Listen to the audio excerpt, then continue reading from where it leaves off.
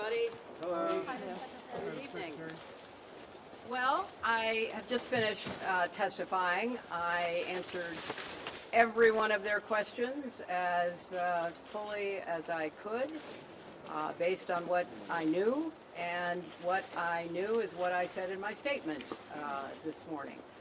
I never met Jeffrey Epstein, never had any connection or communication with him. I knew Ghislaine Maxwell casually as an acquaintance. But whatever they asked me, I did my very best to respond.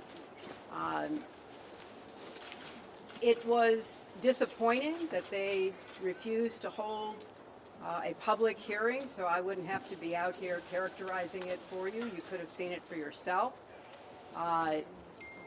We had asked for that. We think it would have been better for the committee and its efforts to gather whatever information they are seeking. We had a bit of a challenge in the beginning because we had agreed upon rules based on the fact it was going to be a closed hearing at their demand, and one of the members violated that rule, which was very upsetting because it suggested that they might violate other of our agreements. So we had to cease the hearing for a period of time until we could get assurances that no rules would be broken going forward, and we returned to answer questions repetitively, literally over and over again. I don't know how many times I had to say I did not know Jeffrey Epstein. I never went to his island. I never went to his homes. I never went to his offices. So it's on the record numerous times.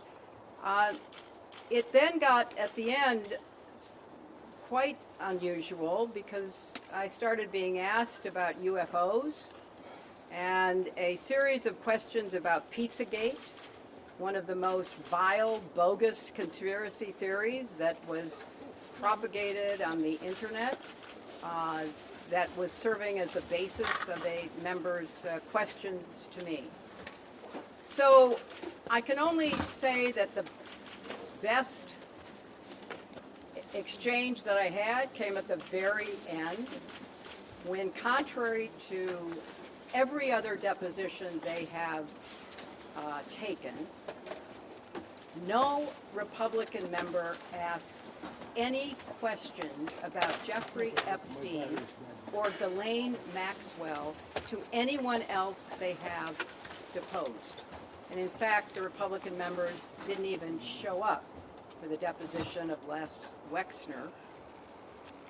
And when I said that, I had to point out that the only questions that any Republican member asked of any of the people they deposed was of former Attorney General Bill Barr, when Chairman Comer asked him about the allegations, in his view, about Russia's involvement in my election in 2016. So at the very end of this hearing, after I made that point, I want to commend Chairman Comer for raising a series of significant questions that I responded to about the nature of the investigation and the areas that I thought should be explored. So I appreciated that. I want to see the truth come out. So that was a reassuring way to end a very long, repetitive deposition. Secretary, you spoke in your opening remarks about how heartbroken you have been for the Epstein survivors as these files have come out. Can you talk to us a little bit about how you have processed and reacted to the fact that the former president, your husband, Bill Clinton, is referenced in the Epstein files numerous times, including in some photos featuring women, and how have you been personally preparing for the deposition that is coming tomorrow? And are you 100% confident that there isn't anything that the former president knows about Epstein's crimes?